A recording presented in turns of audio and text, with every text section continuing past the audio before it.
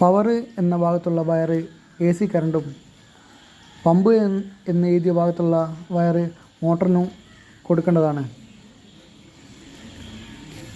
Pressure switch മോട്ടറിൻ്റെ ടോപ്പിലാണ് കൊടുക്കേണ്ടത്. ഷെല്ലക്കും white ടേപ്പും ഉപയോഗിച്ച് നന്നായി ടൈറ്റ് ചെയ്യേണ്ടതാണ്. ഈ കാണുന്ന ഭാഗം ഔട്ടാണ്. നന്നായി ടൈറ്റ് ചെയ്യുന്നുണ്ട്. ഈ കാണുന്ന ഭാഗം ഇൻലെറ്റാണ്. ഇത് ഔട്ടുമാണ്.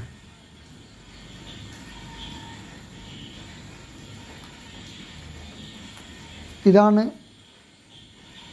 പമ്പ് നിന്ന ഭാഗത്തേക്കുള്ള വയർ കണക്ട് ചെയ്യേണ്ടത്. ഇതിനും 3 വയറാണ് ഉണ്ടാവുക, ഇന്നും ഔട്ടും.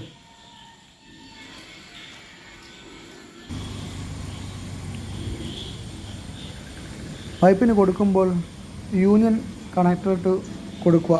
പിന്നെ അതും സമയത്ത് കഴിച്ച് മാറ്റണമെങ്കിൽ മുറിക്കേണ്ടി വരില്ല. ഏറ്റവും നല്ല യൂണിയൻ ഇട്ട് കൊടുക്കുന്നതാണ് നല്ലത്.